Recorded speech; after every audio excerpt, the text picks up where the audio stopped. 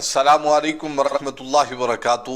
ترکی میں سے ایک یوٹیوبر آیا تھا جس نے خطیب حسین علی بادشاہ کے آستانے پر اپنا وقت گزارا اور وہاں پر ان سے دم کروایا اور گفتگو کی اور لوگوں کے معاملات کو دیکھا۔ اقرار الحسن نے اس سے کچھ گفتگو کی ہے اور جس کو آپ نے ملاحظہ کیا ہوگا۔ میرا آپ سے ایک سوال ہے، اقرار الحسن سے سب سے پہلا میرا اعتراض، آپ کہتے ہیں کہ پھونکوں سے کچھ ہوتا نہیں ہے۔ اگر ان کو اس پھونک کی وجہ سے شفا نہیں مل رہی تو یہ دانے کیسے نکل آئے؟ جبکہ اس پھونک کا کوئی تعلق نہیں۔ بڑے غلط آدمی ہو تم، بہت غلط آدمی، لوگوں کو غلط گائیڈ کرتے ہو، لوگوں کا طریقہ کار غلط کرتے ہو، تم لوگوں کے ایمان پر ڈاکہ ڈال رہے ہو، اور سپہ سالار ختم نبوت سے تو تم ایسے چالو ہو جیسے شیطان حضرت فاروق اعظم کے نام سے چالو ہے، ایسے چالو ہو تم۔ ادھر آپ کو سپہ سالار کہا جائے اور تمہیں دورہ پڑ جاتا ہے، کہاں سے سپہ سالار آ گیا؟ یہ سپہ سالار کیسے ہو گیا؟ آپ کو کیا ہو گیا ہے؟ سپہ سالار، کیا آپ کو سپہ سالار کہتے ہوئے موت آتی ہے؟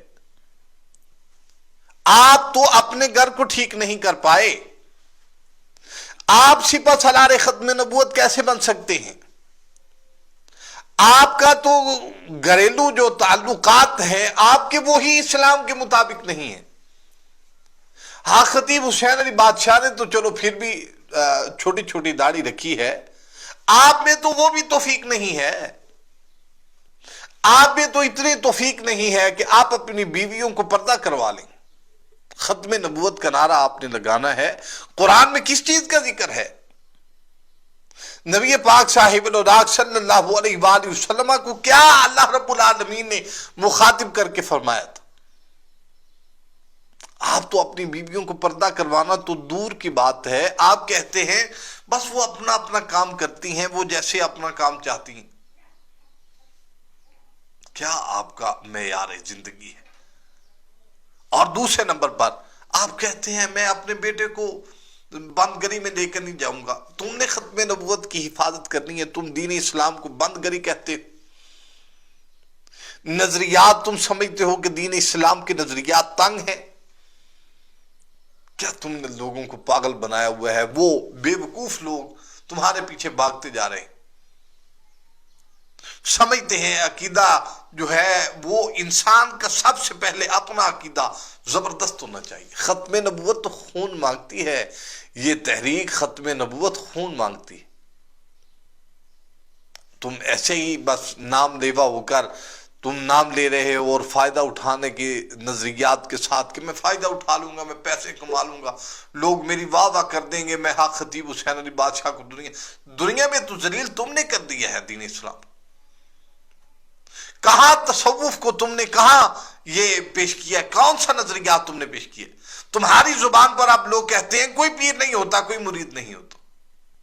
شرم کرنی چاہیے تو۔ دین اسلام کا اتنا بڑا تعلق جو تھا، اس تصوف نے کتنے لوگوں کو گھیر کے رکھا ہوا تھا، کتنے لوگوں کو نظریں جھکا کے رکھا ہوا تھا۔ تصوف کی وجہ سے کتنے لوگ ہیں جن کا عقیدہ، جن کا ایمان بالکل ایک نمبر پر ٹھیک ہے، تم نے سب کا غلط کر دیا۔ وہ سب آپ سمجھتے ہیں کہ صرف اقرار الحسن جو ہے وہ ٹھیک کہتا ہے، باقی سب کوئی پیر نہیں ہوتا، کوئی مرید نہیں ہوتا، فلاں نہیں ہوتا، ڈینگ نہیں ہوتا۔ آپ لوگوں کے کمنٹ پڑھ کے چیک کر لیں، گالیاں نکالتے ہیں۔ تم نے بد تہذیبی سکھائی ہے، تم نے بدتمیزی سکھائی ہے۔ اللہ والے جو ہوتے ہیں یہ اچھا کردار سکھاتے ہیں، اچھے افعال سکھاتے، لوگوں کو اچھے رستے کی طرف لے کر جاتے۔ گالیاں نکالنا کون سا مشکل کام ہے؟ یہ تو بہت آسان کام ہے۔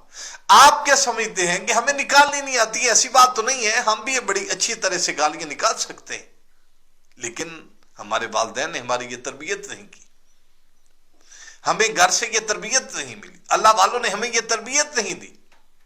کہا ہے صبر کرو، ہم صبر کر رہے. ورنہ آپ لوگ جتنے بھی ہیں دنیا اسلام میں، آپ نے دین اسلام کو اتنا اور نظروں کے ساتھ پیش کیا ہے کہ میں آپ پر حیران ہوں. آپ نے باہر کے ملکوں میں، انگریزوں میں، پوری دنیا میں آپ نے دین اسلام کے چہرے کو مجروح کیا ہے. حق خطیب حسین علی بادشاہ نے نہیں، تم نے مذاق اڑایا ہے. اصلاح کا طور طریقہ تمہارا غلط تھا، تم نے دین اسلام کا مذاق اڑایا. حق خطیب کا مذاق نہیں اٹھایا، یہاں تصوف کا مذاق اڑایا تم، یہاں اللہ والوں کا مذاق اڑایا تم. وہ جن کی ساری ساری رات محنتیں اللہ اللہ کرتے ہوئے لگ جاتی ہیں، ان کا مذاق اڑایا تم نے. خود تم نے دین اسلام پر عمل نہیں کیا اور اپنی آل اولاد کو نہیں کروایا.